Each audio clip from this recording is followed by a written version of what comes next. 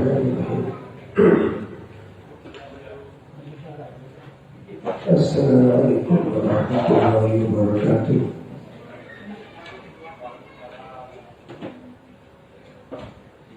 Alhamdulillahirabbil alamin. Alladzi arsala rasulahu bil huda wa dinil haqq liyudhhirahu 'ala ad-dini kullihi walau karihal musyrikun.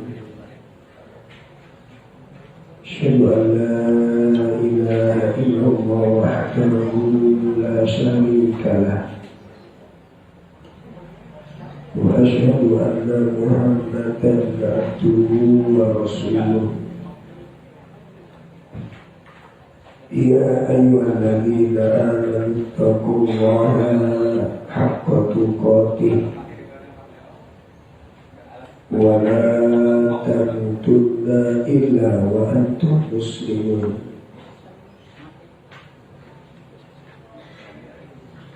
Ya ayyuhalladzina amanu taqullaha wa qulu qawlan sadida yuslih lakum a'malakum wa yaghfir lakum dhunubakum wa man yuti'illaha wa rasulahu faqad faza fawzan 'azima.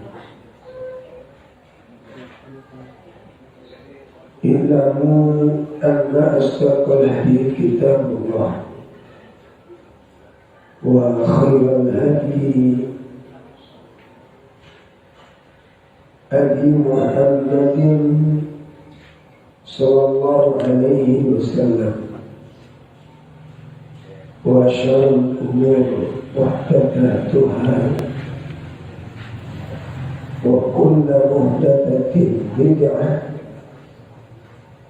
wa kullu bid'atin dhalalah wa kullu dhalalatin finnar.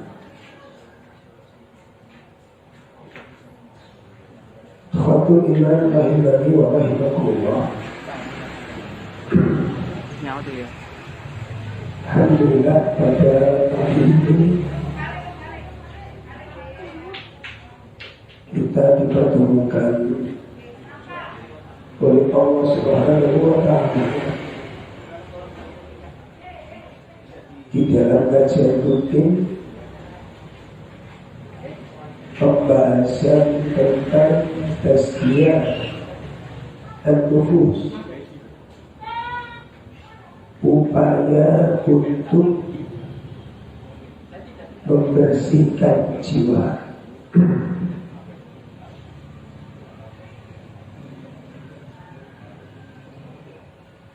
Dan perlu kita sadari bahwa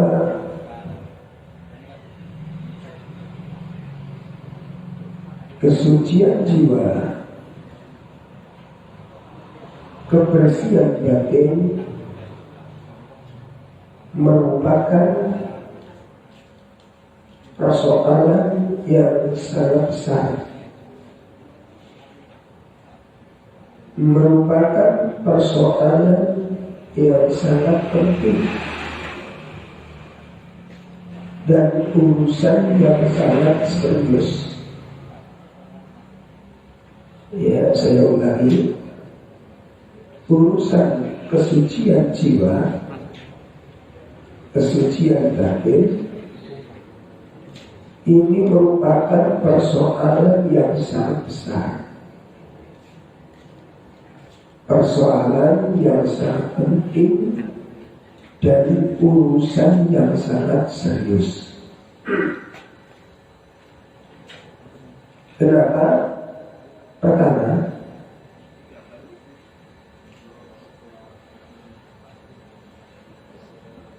kesucian jiwa, kebersihan hati menjadi kunci,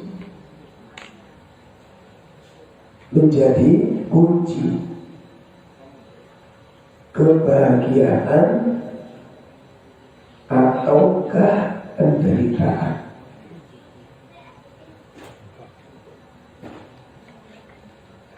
Ya.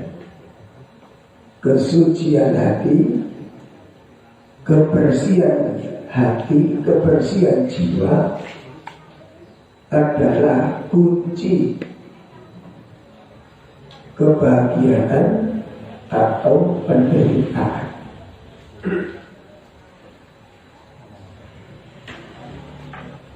Jadi kebahagiaan hidup,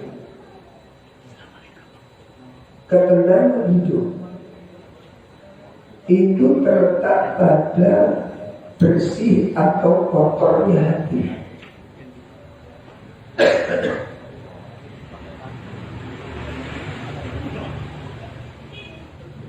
Bukan terletak pada materi. Materi tidak menjadikan jaminan.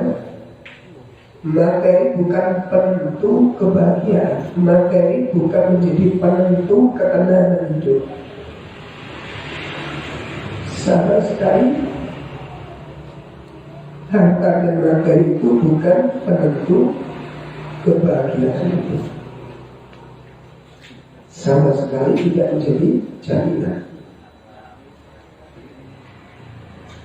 Namun yang menjadi jaminan ketenangan, jaminan kebahagiaan itu adalah qalbu.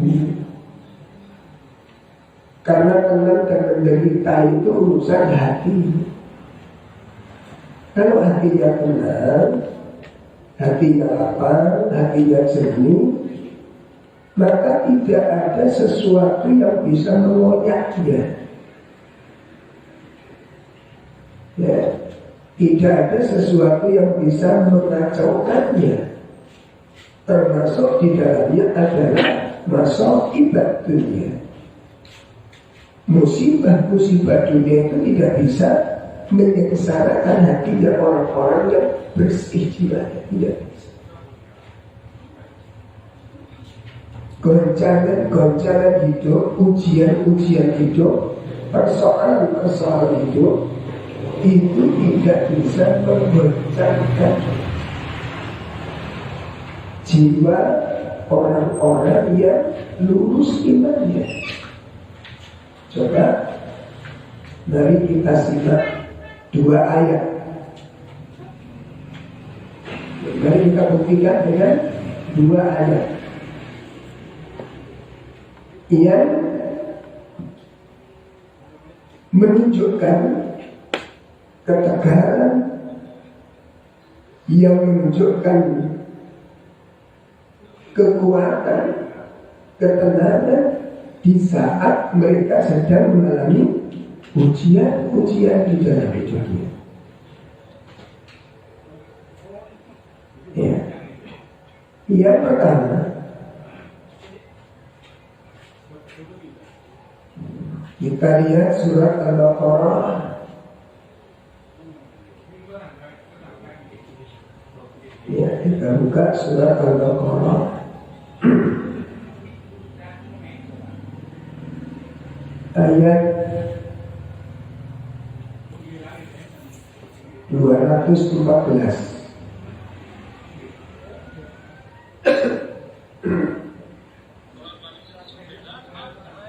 Ya. Ini yang pertama, kita buka surat Al-Baqarah ayat 214. Sudah belum ya? A'udzu billahi minasyaitonir rajim. Am hasibtum an tadkhulul jannata wa lamma ya'tikum mathalul ladzina khalu min qablikum massatuhumul ba'sa'u wad-dharra'u wa zulzilu hatta يقول الرسول والذين آمنوا معه متى نصر الله ألا إن نصر الله قريب. Ya, ada kecil. Apakah apakah kamu mengira bahwa kamu akan masuk surga, padahal belum datang kepadamu cobaan, sebagaimana halnya orang-orang terdahulu sebelum kamu. Mereka ditimpa oleh malapetaka dan kesengsaraan, serta digoncangkan dengan bermacam-macam cobaan, sehingga berkatalah Rasul dan orang-orang yang beriman bersamanya, bilakah datang pertolongan Allah? Ingatlah, sesungguhnya pertolongan Allah itu amat dekat. Ya. Jadi surah Al-Baqarah ayat 214 itu ayat untuk renungan bagi kita, ayat untuk studi banding, ayat untuk muhasabah. Allah mengatakan am-hasibtum an tadkhulul jannah wa lam ya'tikum mathalul ladzina khalaw min qablikum massahumul ba'sa wad-dharra wa zulzilu hatta yaqula rasul wal ladzina amanu ma'ah. Ayat ini ayat renungan. Apakah kalian akan merasa untuk masuk ke dalam surga sementara belum datang kepada kalian? Artinya kalian belum pernah diuji, ya, kalian belum pernah diberi cobaan yang cobaan itu seperti orang-orang seperti dahulu sebelum kalian.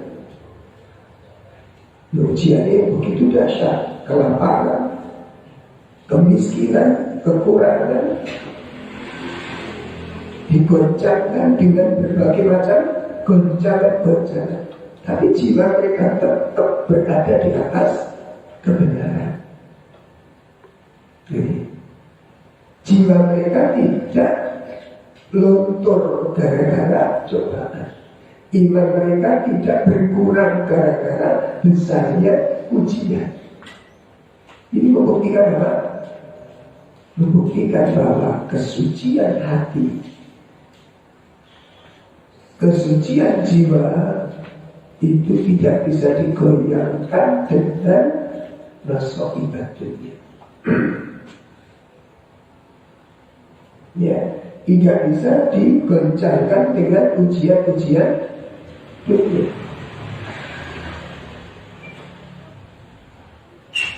Jadi jiwa mereka tetap tenang, jiwa mereka tetap istiqomah di atas ketaatan kepada Allah. Nah, kemudian kita lihat ayat yang kedua, surat Al-Imran, surat Al-Imran ayat 146.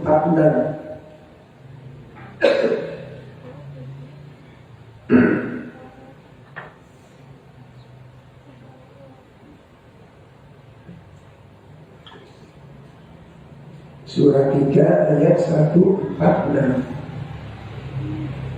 Wa ka'ayyin min nabiyyin qatala ma'ahu ribbiyuna katsir fama wa'anu lima asabahum fi sabilillahi wa ma dha'ufu wa mastakanu wallahu yuhibbus sabirin. Dan berapa banyaknya nabi yang berperang bersama-sama mereka, sejumlah besar dari pengikutnya yang bertakwa. Mereka tidak menjadi lemah karena bencana yang menimpa mereka di jalan Allah, dan tidak lesu dan tidak pula menyerah pada musuh. Allah menyukai orang-orang yang sabar.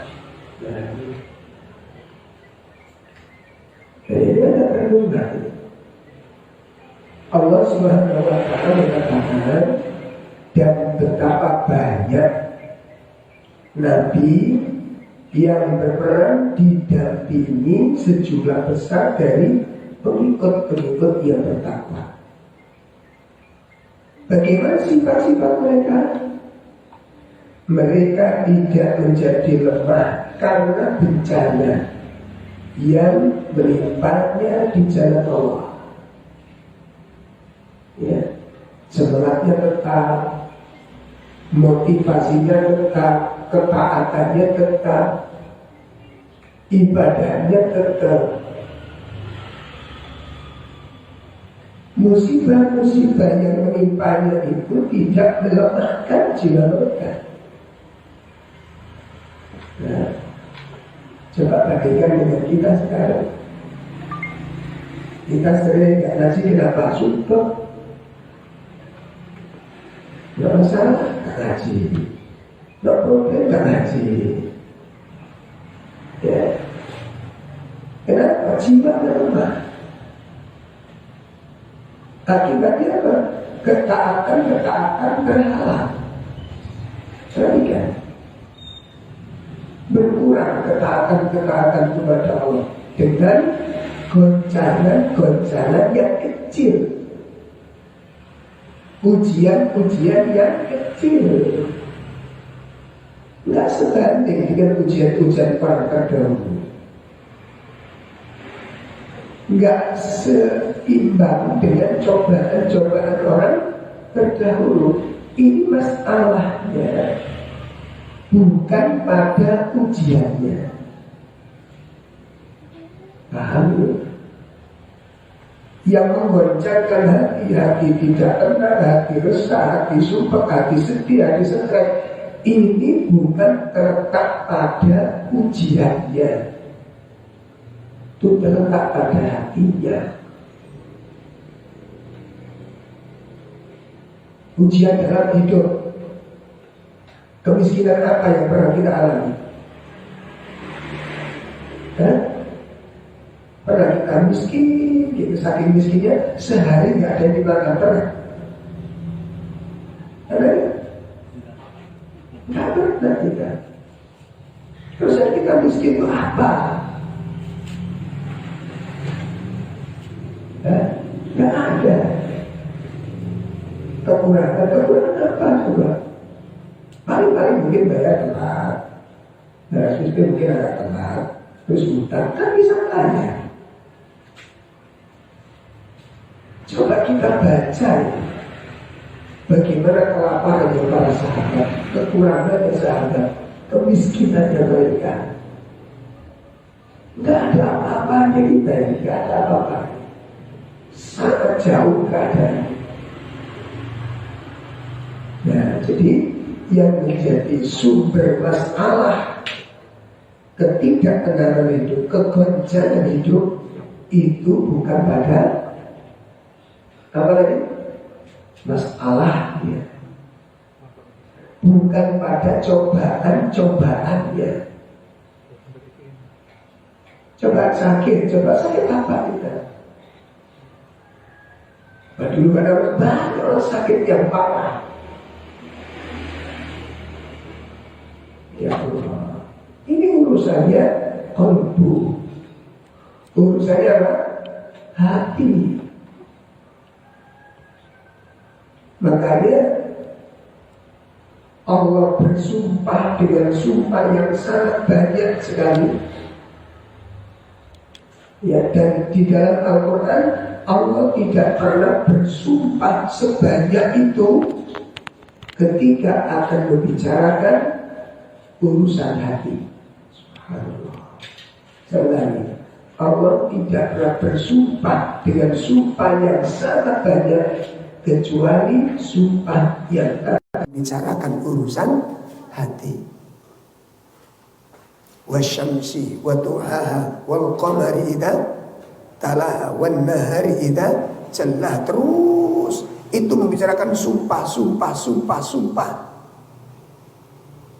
sampai pada saatnya fa'alhamaha fujuraha wa taqwa, berbicara tentang hati, bersihnya, kesuciannya, kekotorannya, itu diawali dengan Allah mendahulukan dengan sumpah yang begitu banyak.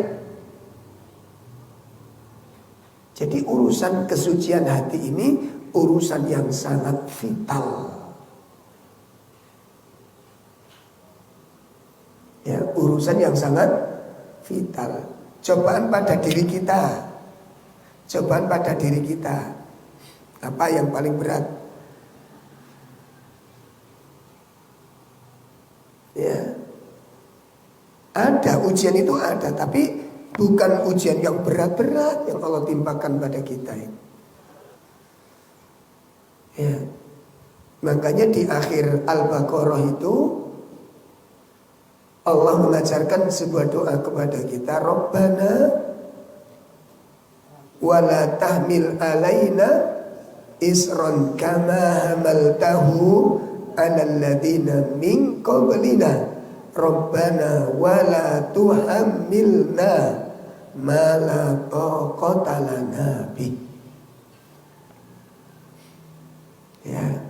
Ya Allah, wahai Tuhan kami, jangan kau berikan aku ujian sebagaimana engkau memberikan ujian-ujian kepada orang-orang sebelum kami. Jadi dalam doa itu kita berlindung kepada Allah, jangan sampai kita diuji dengan ujian-ujian sebagaimana orang-orang terdahulu. Kenapa? Karena ujiannya itu sangat amat berat. Kita nggak ada apa-apanya. Itu kadang-kadang sudah melet-melet kita gitu. Kesabar, keluh kesah, ngerintih, ratap, kita rasakan semua. Apa ujian kita? Insyaallah. Nah, oleh karena itu teman-teman sekalian, ikhwah yang dimuliakan Allah, ibu-ibu,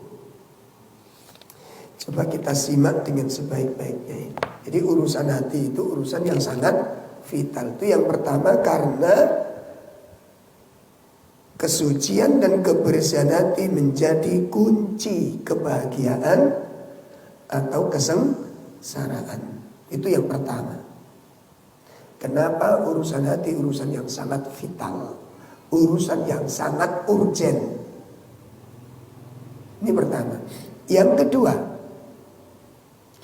kesucian hati merupakan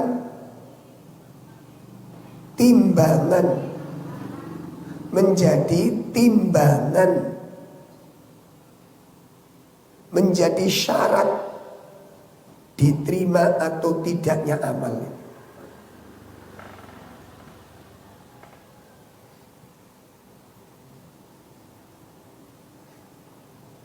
Ya. Kesucian hati, kebersihan hati menjadi timbangan, menjadi syarat diterima atau tidaknya amal yang kita lakukan. Jadi jangan pernah disepelekan. Ngaji seperti ini mulia sekali. Mempelajari Quran itu amal yang paling agung. Nabi mengatakan khairukum man ta'allamal Quran wa 'allamah. Sebaik-baik kalian adalah orang yang mengajar Al-Quran, dan orang yang belajar Al-Quran dan yang mengajar Al-Quran. Orang yang belajar Al-Quran dan yang mengajar Al-Quran. Tapi lihat, ketika amal ini dilakukan di atas riya, ada kebaikan? Tidak ada. Jihad, Masya Allah. Ada amal yang paling utama lagi? Gak ada. Jihad itu puncaknya agama. Jihad merupakan apa? Puncaknya agama. Tapi lihat, ketika jihad itu dilakukan di atas hati yang buruk, hati yang kotor, ada maknanya? Gak ada artinya. Gak ada artinya. Itu yang kedua. Kenapa membersihkan hati urusan yang sangat amat penting dan sangat serius. Yang ketiga,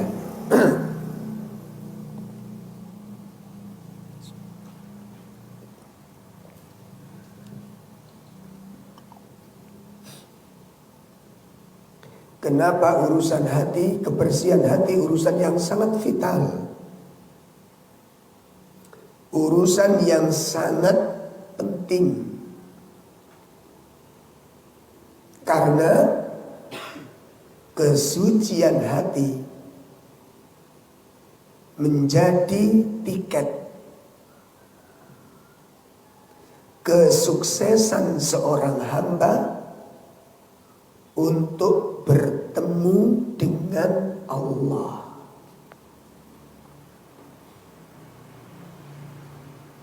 Kesucian hati, keselamatan hati merupakan tiket, ya, seorang hamba untuk bertemu dengan Allah. Kuncinya di situ.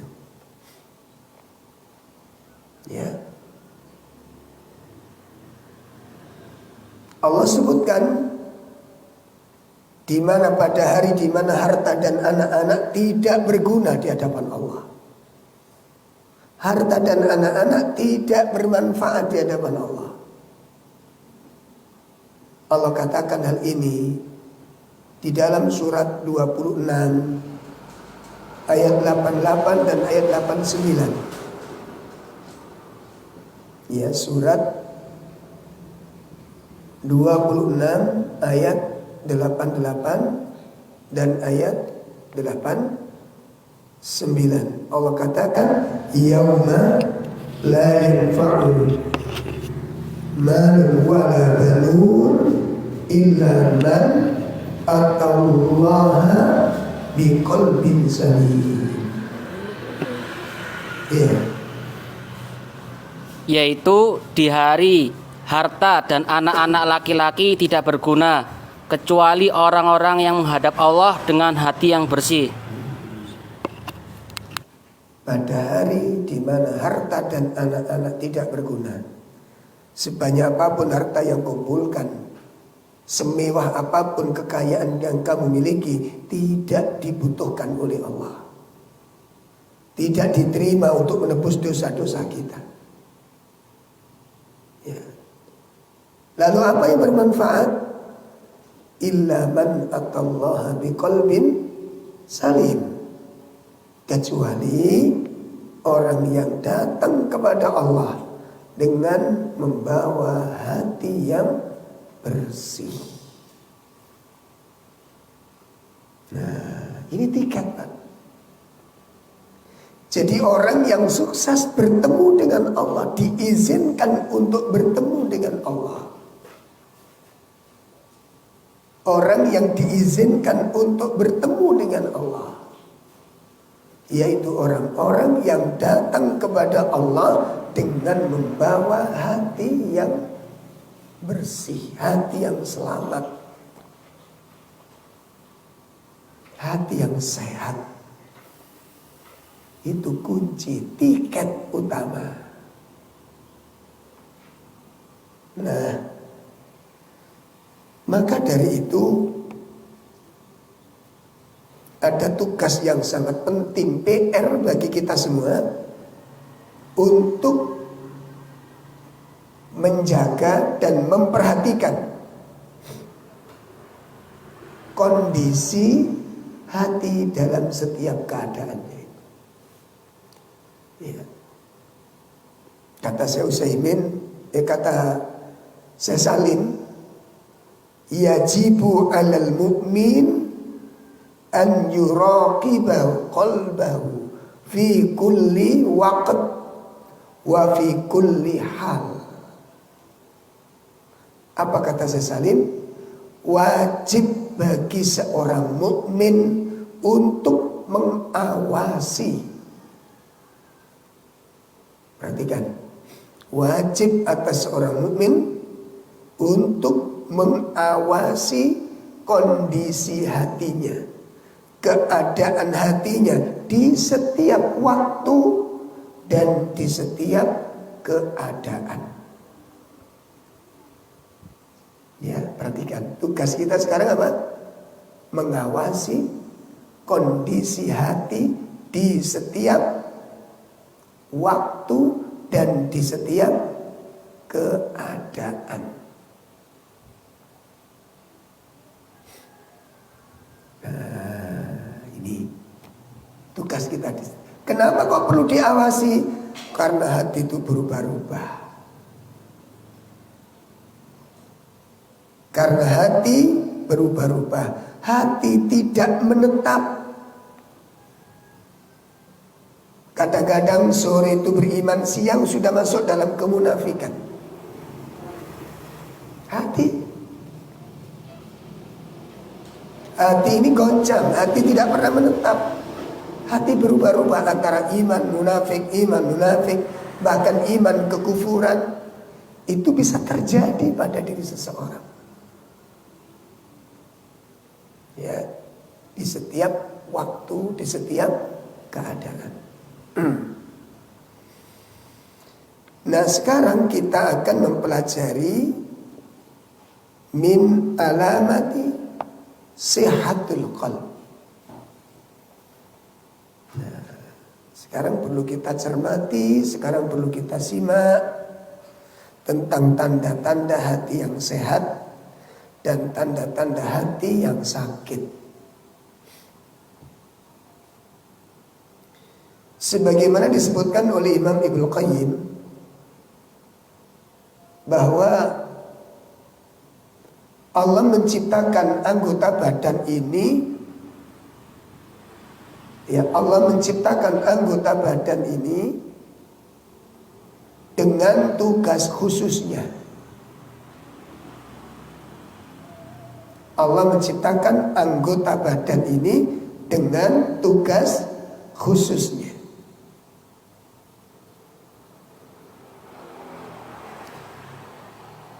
Dari situ nanti kita bisa simak, ibu-ibu sekalian. Dari situ bisa kita perhatikan anggota badan ini sakit atau sehat itu bisa dilihat dari tujuan dia diciptakannya. Mata diciptakan untuk melihat. Ya, mata diciptakan untuk apa? Melihat. Nah, untuk bisa menyaksikan, mengetahui mata kita sakit atau tidak, itu pada saat difungsikan. Fungsi enggak? Pada saat kapan?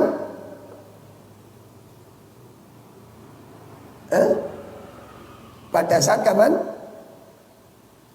Dipakai sebagaimana fungsinya. Gimana? Ya dipakai ngelihat. Nah, begitu dipakai ngelihat, kok ternyata yang dilihat gak jelas. Nah, berarti fungsinya mata sudah bermasalah. Kan gitu? Suruh baca gak bisa. Bedakan uang gak bisa. Lihat warna gak bisa. Nah, ini berarti tanda-tanda apa? Matanya mengalami sakit. Kenapa? Tidak bisa difungsikan sebagaimana tujuan dia diciptakan. Kapan kita tahu kalau tangan kita sakit?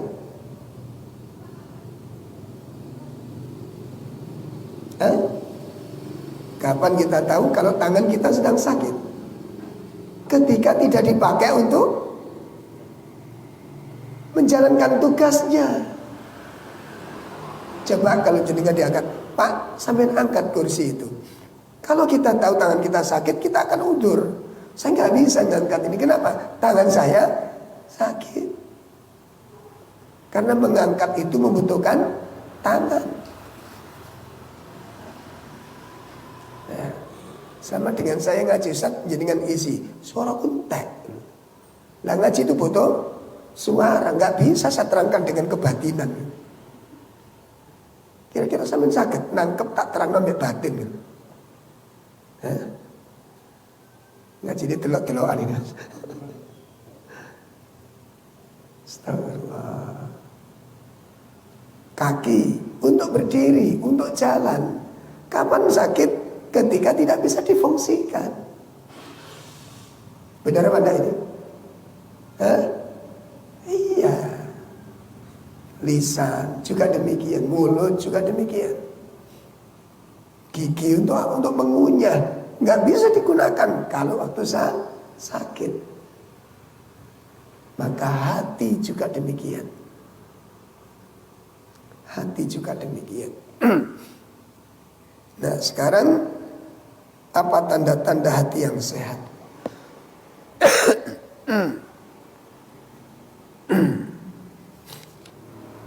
Di antara tanda-tanda hati yang sehat, ini dinukil dari kitab Mawaridul Aman oleh Imam Ibnu Qayyim. Hati yang sehat itu adalah yang selalu mengutamakan hal-hal yang bermanfaat. Nih, hati yang sehat, hati yang selalu mendahulukan, hati yang selalu mengutamakan hal-hal yang bermanfaat. Dan ini dijelaskan oleh para ulama di penjelasan yang lain, bahwa ini merupakan bagian dari bentuk kecerdasan akal.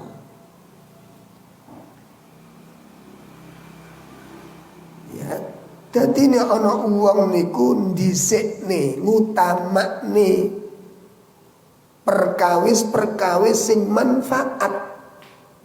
Sehingga manfaat nggak diutamakan, yang nggak manfaat nek perlu nggak dijalankan. Itu bentuk tanda min sihatil qalb, tanda dari hati yang sehat, dan itu merupakan bagian aqyasun nas, manusia yang paling cerdas.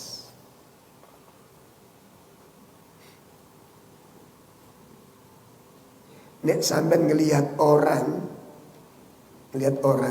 ya bawa sepeda pancal, terus kresek botolnya aqua, pedotan kayu, pedotan gombal direntengi nggih sepeda, sampean bilang apa?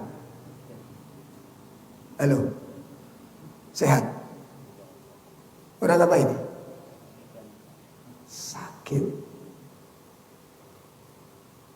Dan ini bentuk kejahilan. Kenapa? Ora iso bedakno iki manfaat apa ora. Saya tak ngaji pelan-pelan banget ini supaya betul-betul paham ya. Karena kita yang perlu digarap kita ini. Coba, ini kan memuat sembarang kalir ini. Gimana? HP kan isinya sembarang kalir, kayak kulkas ini.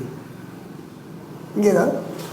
Jadi HP ku ibaratnya kayak kulkas, sembarang kalir iso mlebu. Nah, persoalan nih, sing dilebokno iku kira-kira apa sandal perlu dilebokno? Hah? Kalau setiap barang dimasukkan, ini berarti cerdas apa enggak? Cerdas apa enggak? Ya Allah, iso bedakne ndi sing manfaat, ndi sing ora. Nek sembarang kalir dilebok nih padha karo tas nih lho, Pak. Anak kecil kita itu nek sekolah, nek TK, engko sembarang kalir sing disenengi dilebokno tas, Pak. Sampeyan cek engko nek sedaya anak cilik-cilik sekolah nih. Budal niku rapi, budal niku enteng, mulih ku montol ora karu-karuan.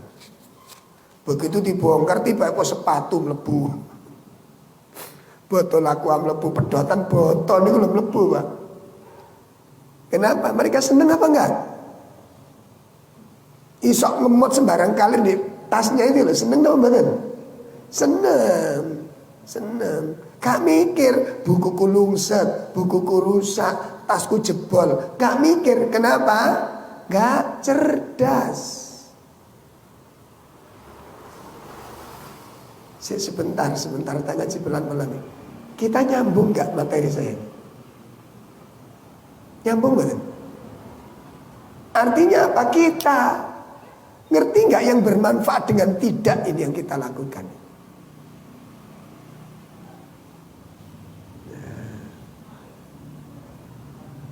WA manfaat enggak? Kenapa? Ini cermin yang dohir, tanda-tanda yang terlihat, yang bisa dilihat oleh mata, yang bisa kita saksikan dengan kedua mata kita. Untuk melihat kebersihan hati itu bisa dilihat dari sisi ini dulu. Mendahulukan perkara-perkara yang bermanfaat. Berarti menghindari sesuatu yang tidak bermanfaat. Itu ciri alamat min sihatil qalb. Tanda-tanda hati yang sehat, tanda-tanda akal yang cerdas, berpikir berarti. Dan itu sifatul mukmin.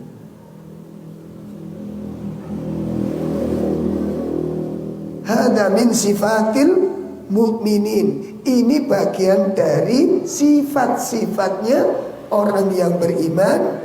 Wa ibadur rahman. Dan itu sifat-sifat ibadur rahman. Jadi menghindari sesuatu sing boten wonten manfaate, termasuk dolan. Sepedaan rono rene, dolan rono rene, itu bukan cuma cari seneng-seneng. Ada manfaatnya apa tidak? Kak cuma seneng sih ditolak ini ki. Ya. Kalau menjalankan sesuatu sing penting seneng, itu gaya hidupnya anak kecil. Podo kalau sing dilebokno arek cilik mang sing dilebokno tas niku napa mawon. Sama dengan bawa pulang rusuhan Pak, laraan juga mulai nih.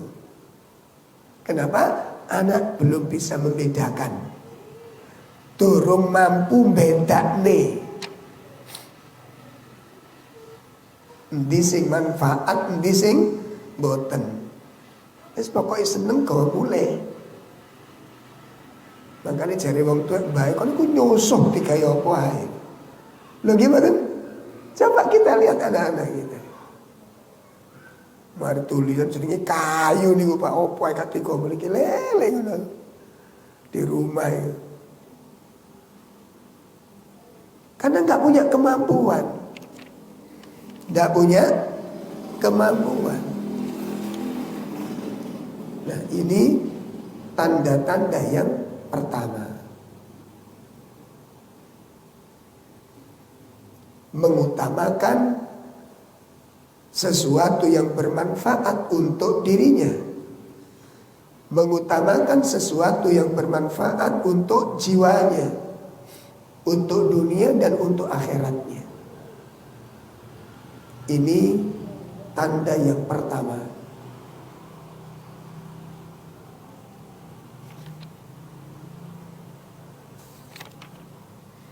Seperti kita menuntut ilmu semangat, membaca Quran semangat, mentadaburi Al-Quran semangat, membaca buku-buku semangat.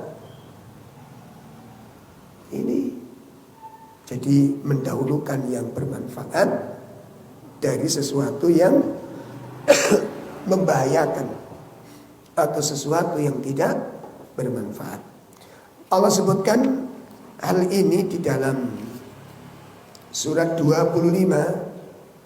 Allah jelaskan sifat ibadur rahman. Pripun Allah menjelaskan tentang sifat-sifat ibadur rahman. Pada ayat 72, walladzina la yashhaduna az-zura wa idza marru bil-lagwi marru kirama. Dan orang-orang yang tidak memberikan persaksian palsu Dan apabila mereka bertemu dengan orang-orang yang mengerjakan perbuatan-perbuatan yang tidak berfaedah, mereka lalui saja dengan menjaga kehormatan dirinya. Sifat ibadur rahman adalah orang yang tidak memberikan persaksian palsu dan tidak mendatangi tempat-tempat di mana orang berkumpul melakukan sesuatu yang gak ada manfaatnya. Dan kalau ketemu dengan orang-orang yang melakukan perbuatan yang sia-sia, maru kirama, dia lalui, dia lewati dengan menjaga kemuliaan dirinya. Tinggalkan sesuatu yang tidak bermanfaat. Ini tanda yang pertama tentang sihatul qalb, hati yang sehat. Nah, wis dievaluasi saniki. Nah, kira-kira kula mbek sampeyan iki pripun saniki? Ngisi acara, ngisi kegiatan. Itu sudah dipastikan belum bahwa itu manfaat? Ya enggak manfaat ditinggalkan, yang bahaya lebih ditinggalkan lagi. Sing kalau manfaatnya ditinggal, sing bahaya lebih ditinggalkan lagi, dijauhi sejauh-jauh. Itu tanda-tanda orang yang hatinya sehat.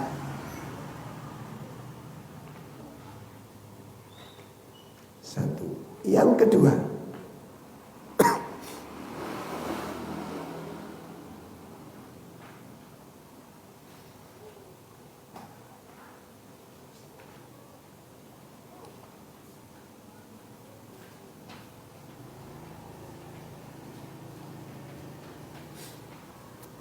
kedua,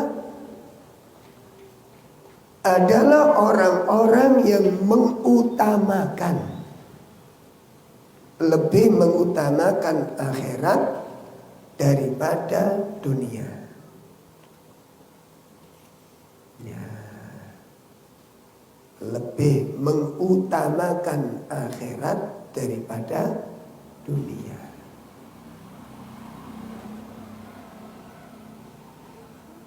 Wa min sihatil qalb, di antara tanda-tanda hati yang sehat adalah orang yang berpindah dari dunia ini hingga singgah di akhirat. Hatinya dibawa hijrah menuju akhirat. Oleh karena itu, Nabi SAW mengingatkan, kun fit dunya ka'annaka gharibun aw 'abiru sabil. Ini bentuknya. Jadilah kalian di dunia itu seakan-akan sebagai orang asing atau musafir. Ya.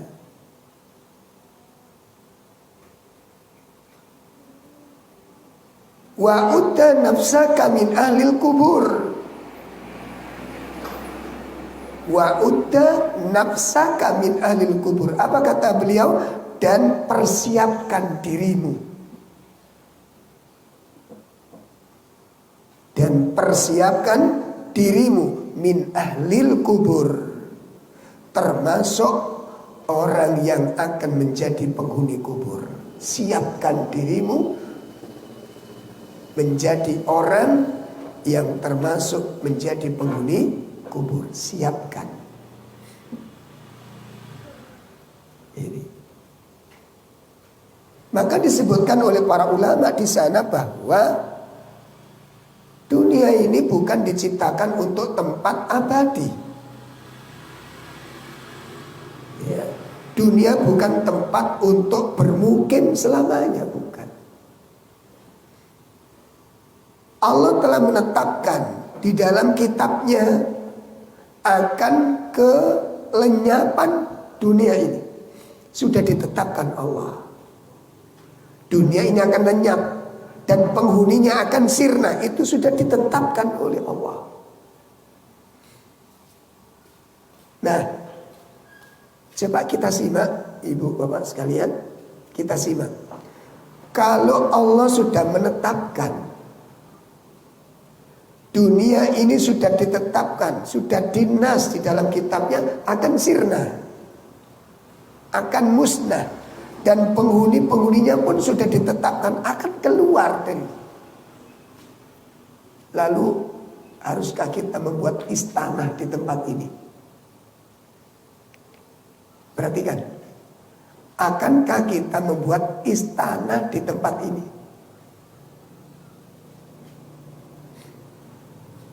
Tiang niku Pak, orang niku wangi, nek duwe karep niku masya Allah. Apalagi punya keinginan, punya kemampuan, masya Allah. Ayo, gawe tempat tinggal.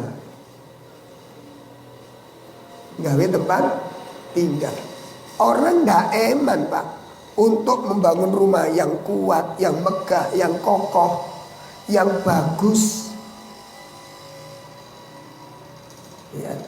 Wah, apalagi nanti kalau bisa dijadikan sebuah kebanggaan dengan orang-orang di sekitarnya, untuk mendapatkan pernyataan, untuk mendapatkan pengakuan dengan kalimat, wah dia itu orang mampu.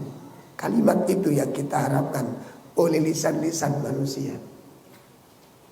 Ingin disebut orang yang berhasil, ingin disebut orang yang sukses, ingin mendapatkan bentuk pandangan dari manusia. Akhirnya kita turuti keinginan membangun rumah yang megah, membangun rumah yang mewah. Untuk apa? Di sisi yang lain, kita sadar sesadar-sadar Allah menetapkan dunia ini akan fana, lenyap, dan penghuninya pun akan pergi meninggalkannya. Coba kita renungkan, akankah kita membangun istana yang begitu megah untuk kita tinggalkan? Sangat dipahami. Ya Allah, ini untuk masya Allah akhirat. Dunia ini masya Allah, dunia ini beripun apa? Kita memandang dunia bagaimana? Dunia itu bukan segala-galanya. Dunia bukan segala-galanya.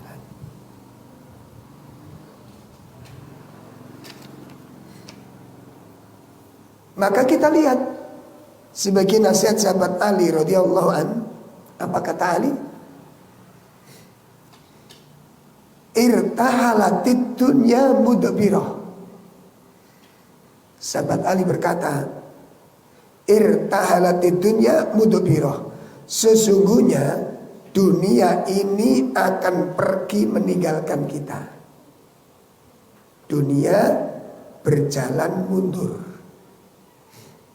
Jadi kita hari ini kita berjalan melalui siang, diantar ke malam, malam kita habiskan menuju siang, nafas demi nafas kita hembuskan. Kita berjalan ini dalam rangka untuk meninggalkan dunia ini. Dunia ini berjalan mundur meninggalkan kita. Ya, wartahalatil akhirah muqbilah. Sedangkan akhirat itu pasti akan datang. Akhirat berjalan maju. Artinya apa? Satu langkah yang kita tempuh hari ini, sampai ulama mengatakan satu hembusan nafas. Saya ulangi, satu hembusan nafas itu satu langkah menuju kematian. Saya ulangi, satu hembusan nafas berarti satu langkah menuju kematian. Tadi kalau nggak usah nurib, saya kira apa saya? Sabtu menuju Ahad, akan kita lalui menuju Senin, Senin kita lalui menuju Selasa. Itu sebenarnya jalan mendekatkan diri kepada ajal.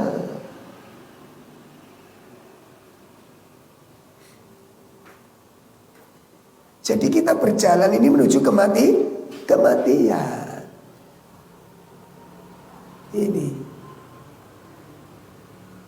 Kemudian sahabat Ali mengatakan lanjutan perkataan tadi, lanjutan ucapan tadi apa? Walikulli wahidin minhuma banun.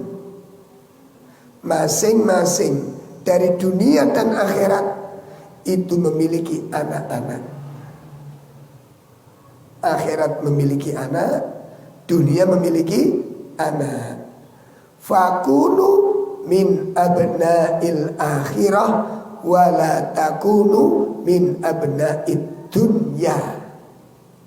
Maka jadilah kalian anak-anak akhirat dan jangan kalian jadi anak-anak dunia.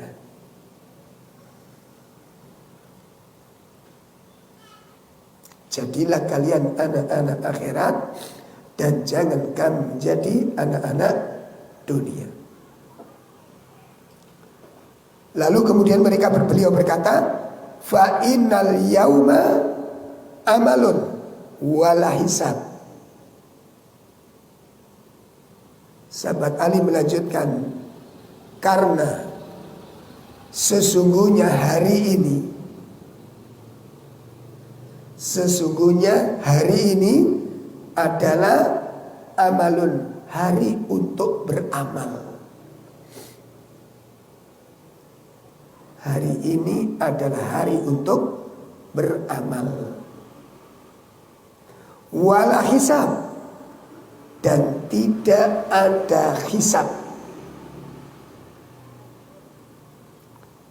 Hari ini hidup, hari untuk beramal, dan tidak ada hisab. Wa ghadan, sedangkan kelak di akhirat itu adalah hisabun, hari untuk dihisab. Wala amal, dan tidak ada lagi amal. Amalnya sekarang. Ya.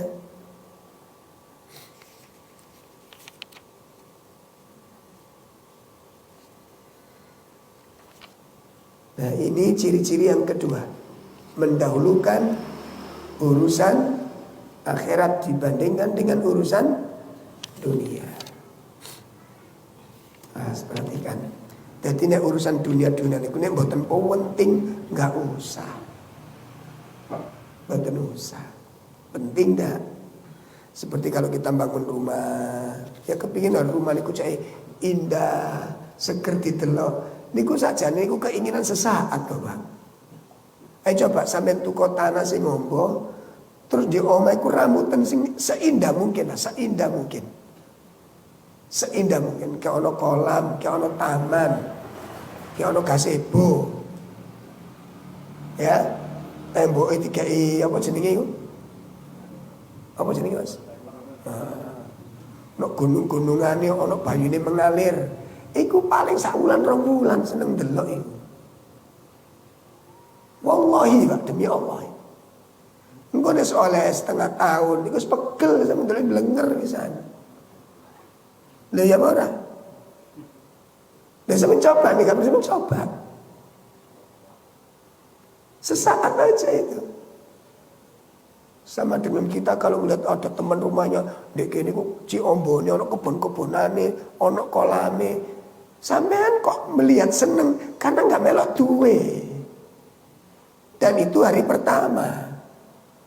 Ngaten lho. Pembantu ini bendino ndelok iku gregeten. Soalnya kok dhek sing bagian reserse.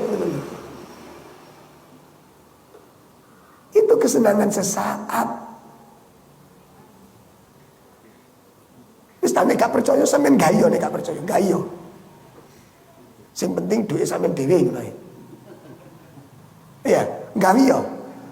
Cari pemandangan yang sampean pandang itu sangat indah. Wis gayo. Wallah,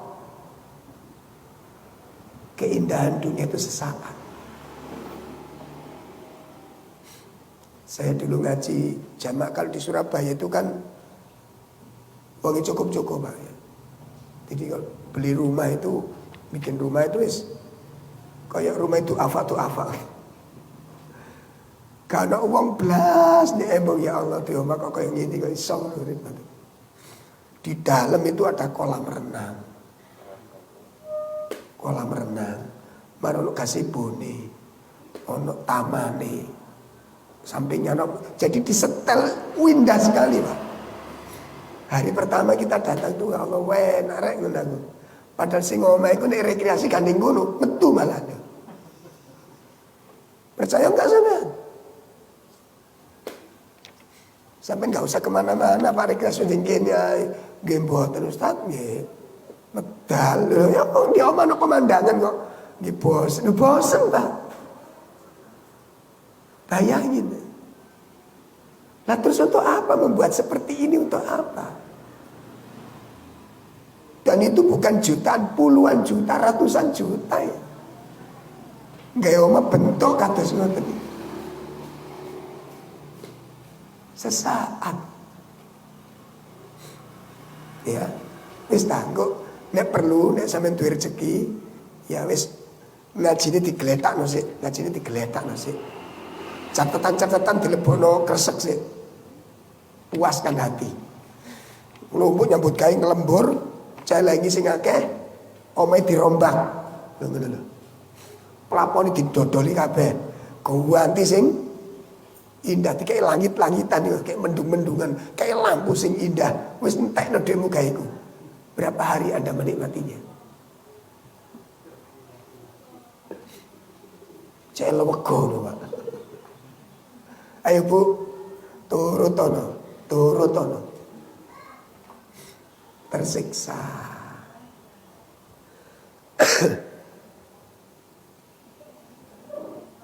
Orang yang hatinya sehat mendahulukan urusan-urusan akhirat. Nikmatnya sedekah, nikmatnya infak,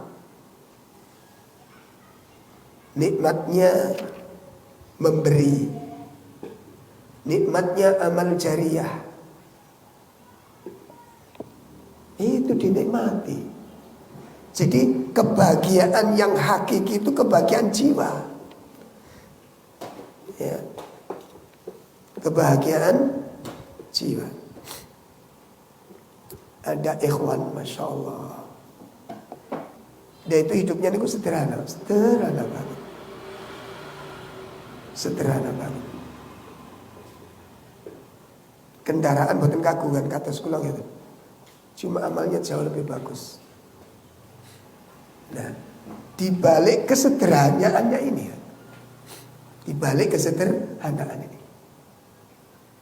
saya kaget itu waktu saya ngambil kotak infak di rumah beliau, terus izin ke belakang, ke kamar mandi. Lah, di samping kamar mandi itu ada ruangan kecil kan, itu tempat jejer kotak nih. Ternyata di situ ada kotak infak. Ono 5 macam nih. Kotak infak nih ono 5 macam nih. Dan itu berisi semua dan tidak sedikit isinya.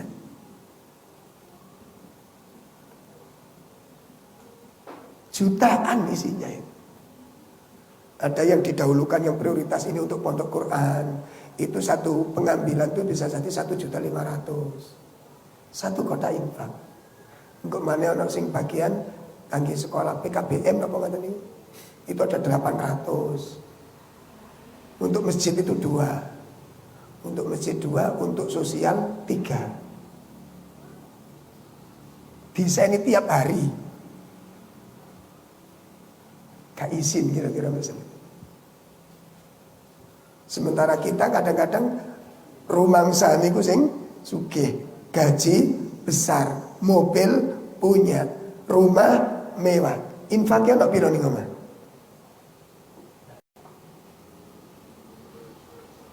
Jadi bisa jadi orang yang hartanya sedikit, infaknya lebih banyak daripada orang yang kaya, tapi hatinya tidak ada kecondongan kepada akhirat. Malu, saya ngelihat itu malu Pak. Allah, tak osok-osok balau, iki hati teko apa gitu nih. Loh ini kadang-kadang saya jaluk mana saya lihat itu. In kotak-kotak infak saya dikasih, saya jaluk Pak gitu nih. Padahal di rumahnya sudah ada 5.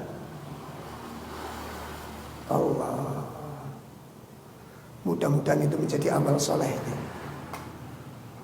Ya, mudah-mudahan menjadi amal soleh. Suki ini bukan suki Pak. Oh mobil juga duwe kok tiang ini, bukan duwe. Sampai tak guyoni, sampai niki suwayae duwe mobil Mas sampai niki. Nggih sakjane ten kagungan duwe, jawabe ngoten niku. Ya kepingin duwe mobil tapi tasnya dereng kagungan duwe. Lalu sampai duwe digawe ngono tok. Nggih niku kendaraan kula jange jare. Ya Allah. Ayo coba dilihat, diukur di sana. Subhanallah, subhanallah, subhanallah. Kenikmatan. Ya. Nah, sementara orang-orang kafir, orang-orang munafik, Allah sebutkan bal tu'thirunal hayatad dunya wal akhiratu khairu wa abqa. Bahkan kalian lebih mengutamakan kehidupan dunia, padahal kehidupan akhirat jauh lebih baik dan lebih kekal.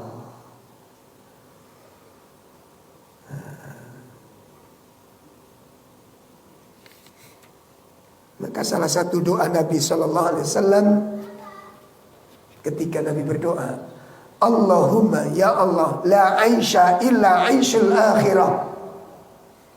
Ya Allah, tidak ada kehidupan yang kekal kecuali kehidupan akhirat. Nah, itu untuk menikmati kenikmatan akhirat. Insyaallah, insyaallah. Iya, terus terang saya iri. Mboten niku kalau ada orang seperti itu mesti ada sesuatu yang disembunyikan dalam pikirannya yang sangat menakjubkan. Iya. Sama dengan ada teman kita Ustadz ditugaskan di tengah hutan Pak. Terus di salah satu jamaahnya itu ada kakek nenek usia sudah 70 tahun. Itu bertahun-tahun setiap tahun itu rutin ibadah kurban. Padahal kerjaannya cari kayu di hutan. 2 kakek nenek ini pekerjaannya apa? Dolek kayu ning alas. Soalnya ranting-ranting niku didol. Nggo sisae didamel nabung. Rumahnya itu sangat jelek. Dari tembok-tembok kayu niku gede kayu niku wis bolong-bolong Pak. Di dapurnya niku wis pas peyok kabeh napa jenenge kayu niku. Digodho sama ustadznya. Direkam sama ustadzah, mau di-share. Saya 3 nasihat pelajaran. Apa yang menjadikan jenengan mau ditawari Mbah, duit sing sampean titipaken kan nabungnya dititipkan ustadzah ini. Istrinya ustadz yang bina di hutan itu. Ditanya, Mbah, jadi Mbah direkam yuk karo gak ngerti rekaman. Di-share sama ustadz itu biar jadi nasihat orang-orang yang di luar hutan, yang kaya-kaya kayak seperti kita ini. Ya, oleh nasihat. Ditanya, Mbah, duit sing sampean titipkan ke saya, iku tak tukoni pasir ya, tak tukoni pasir, tak tukoni semen, tak tukoni botol. Loh, damel napa Ustaz? Loh, dikek bangun sama sampean. Ya, kan duit akeh ning omah iki. Tak tukoni pasir, tak tukoni semen, tak tukoni botol, cukup wis ge ganjel omah sampean. Omah sampean wis kate rubuh ngono lho. Lah duit iki nggo apa katene? Wis tak gawe ngono ae, tak tukoni pasir. Oh, jangan boten. Nggak mau saya. Nah, saya nggak kepingin tuh maafin boten jadi. Tapi ingin saya. Nah terus dia ingin apa? Ya tiap tahun kan rutin saya sudah kurban tiap tahun itu. Diingatkan sama Ustaz, posisi jenengan ini fakir. Nggak kurban itu nggak berdosa, nggak akan dimarahi oleh Allah. Miskin Pak. Dia termasuk orang yang kategori miskin. Jadi mari dodol kayu ngoten niku sisai makan. Itu penting nabung niku dipentingaken. Sampai terakhir direkam sama Ustaz itu karena ternyuh. Akhirnya dikorek sama Ustaz itu. Apa sih yang karepne saja nih? Kok sampai serius banget kurban ini? Kok kayak gak jelo malah enak tadi gue turu cek lengger, cek kata inceng toko jopo ketok sampean. Gak kepingin tuh masing layan. Nggak, mau buat tidur aja kok. Ternyata apa yang diinginkan di hatinya itu disampaikan dengan kepolosannya, dengan kejujurannya. Dia sampaikan, saya hanya ingin tak ewangi kurban, tak ewangi kados ngeten iki. Nanti pada saat saya kembali datang kepada Allah, itu Allah cinta kepada saya. Saya ingin Allah senang melihat pengorbanan saya. Itu yang saya inginkan. Nah cita-cita kita apa sekarang? Kalau datang kepada Allah kira-kira yang mungkin perlu kita banggakan apa nanti kira-kira? Insyaallah. Makanya penting kita renungkan. Letakkan preteli nek perlu. Persaingan dengan lingkungan, gengsi dengan lingkungan. Selama pikiranku lambek sampean, aku nek ngene kok. Kalau nggak punya begini, nanti dipandang orang seperti ini. Nanti kalau saya nggak punya begini, nanti dipandang. Kalau hati kita itu masih ada penyakit, ada seperti itu, maka selama itu pula kita sulit untuk mencapai hati yang sehat. Jelas ya?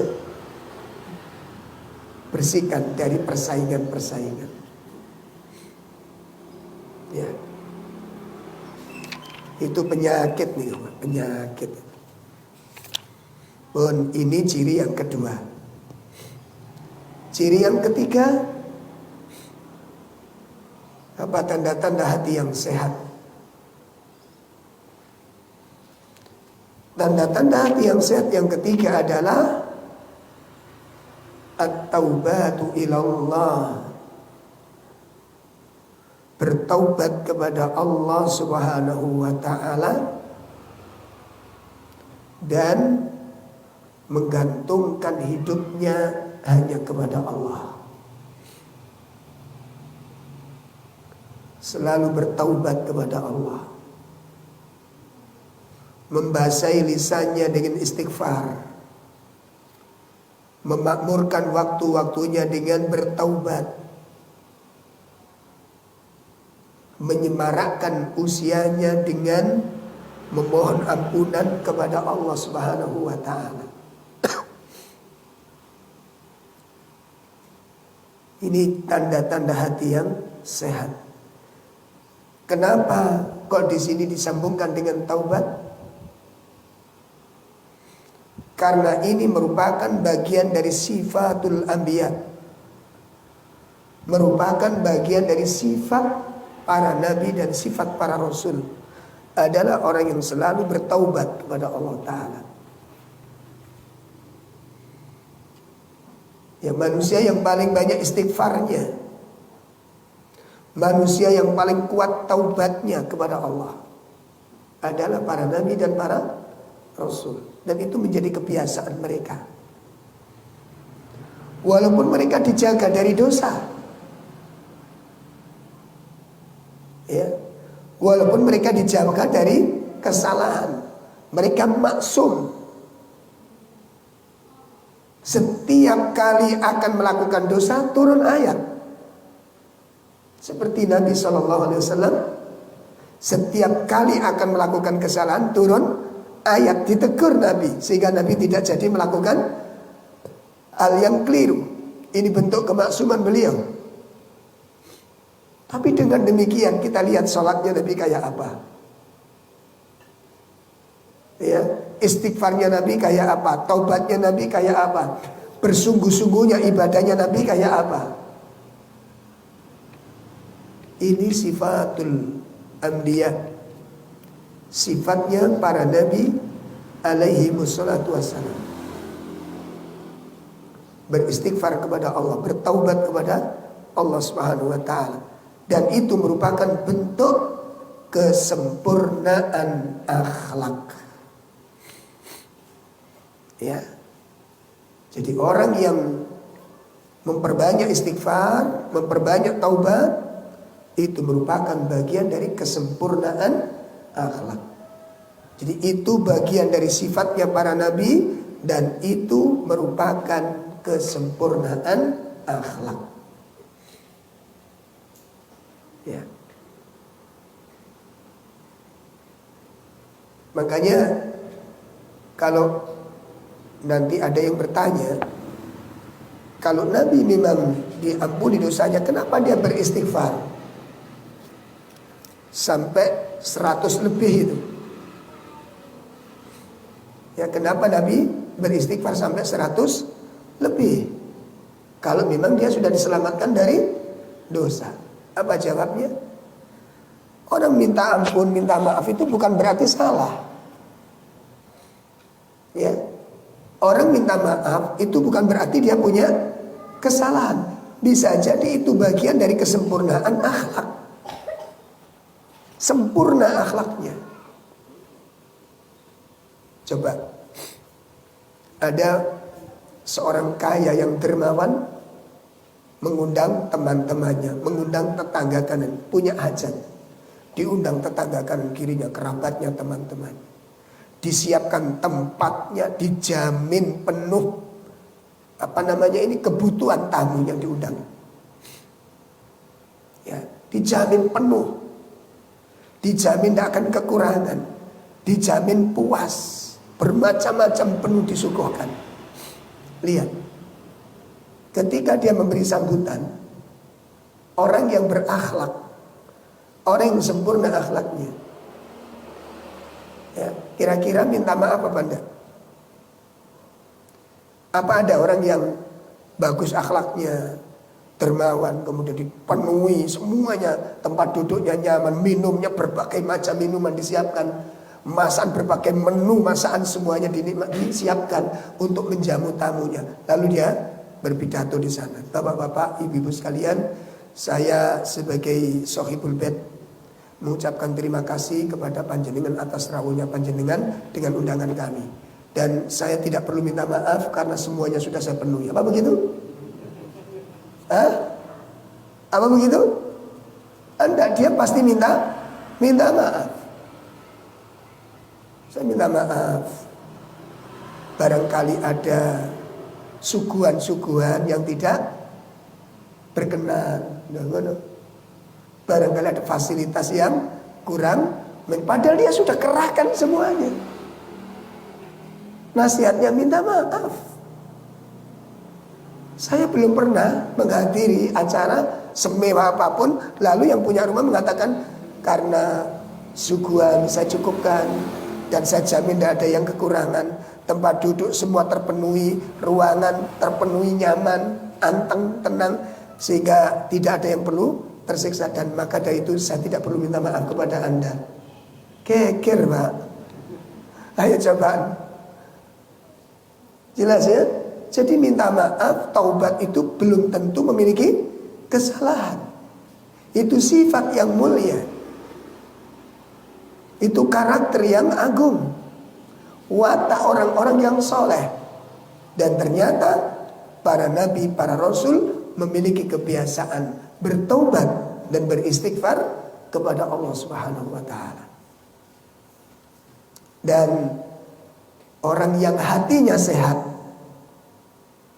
orang yang hatinya sehat adalah orang yang selalu menyibukkan diri untuk bertaubat kepada Allah Subhanahu wa taala, untuk beristighfar kepada Allah, karena itu merupakan kesempurnaan akhlak.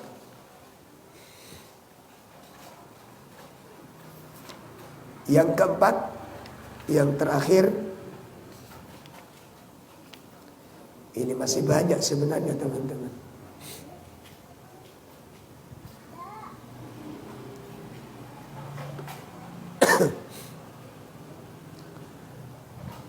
Tanda-tanda hati yang sehat adalah orang yang selalu berzikir kepada Allah. Wa la yasu 'anil ibadah, dan tidak pernah bosan, tidak pernah jemu di dalam beribadah kepada Allah Subhanahu wa taala.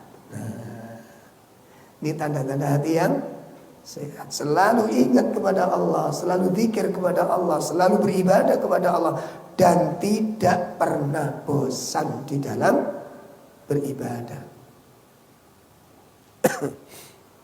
Tidak pernah bosan di dalam beribadah. Kenapa? Karena orang-orang yang berakal sehat, yang hatinya sehat, tidak memandang ibadah sebagai beban. Saya ulangi. Kenapa orang-orang yang hatinya sehat tidak pernah bosan di dalam beribadah? Karena tidak memandang ibadah sebagai beban. Tidak menjadikan ibadah sebagai beban.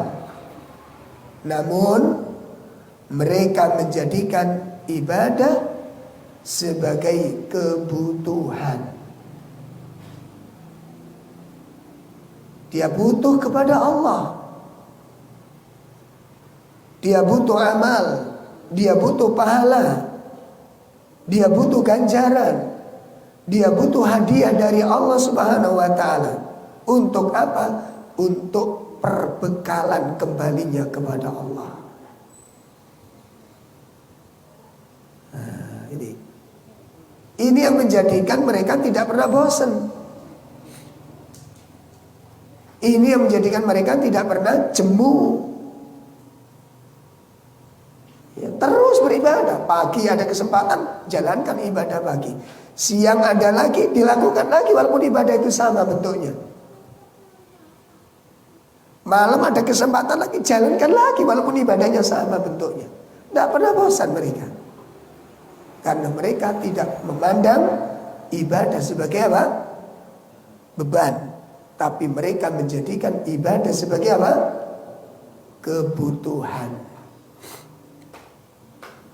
Ayo coba kita simak. Kita biasanya kalau sedekah sehari berapa? Berapa kali? Sekali cukup. Kalau pagi sudah cukup. Siang ada kesempatan enggak? Kenapa? Pagi sudah. Pagi sudah. Ya, sama dengan kalau kajian, ada teman sakit, opnam, enggak pulang-pulang dari rumah sakit. Ikut kajian di sini, disiarkan, kita butuh donasi, akhirnya kita infak di sini. Besok kita ngaji di tempat lain juga sama, menggalang donasi untuk orang yang sama. Jadi kan ditagih, ditarik, Mas, buatan infak. Siapa minum? Kemarin sudah di Swallow.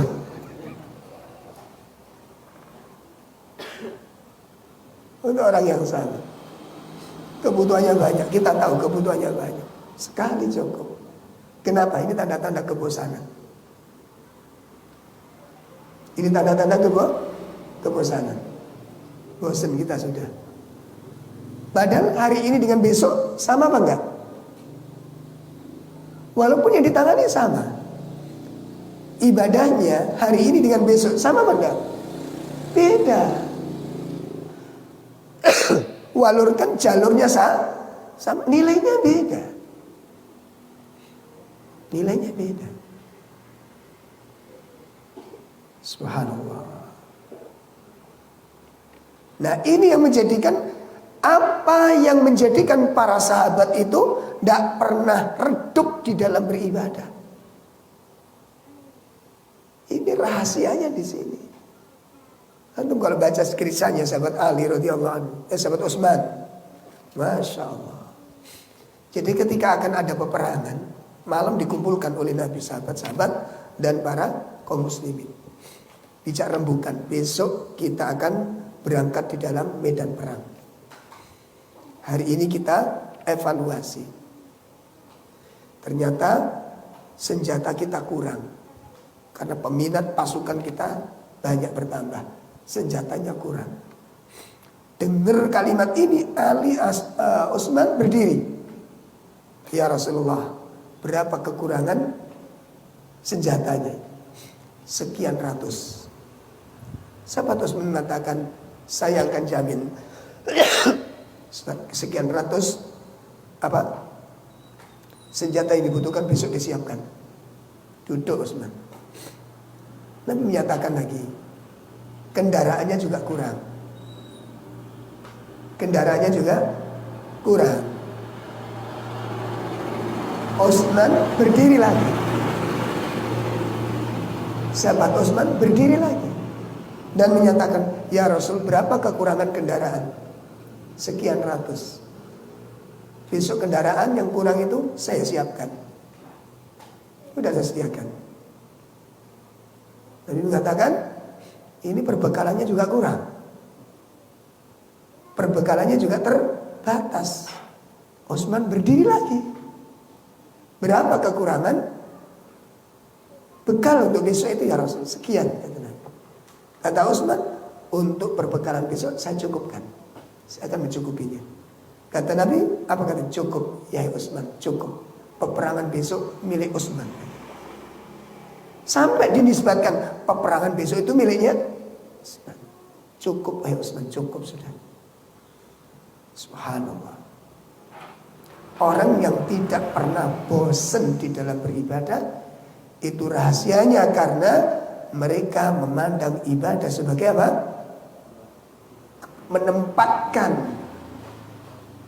Mereka menjadikan ibadah sebagai kebutuhan.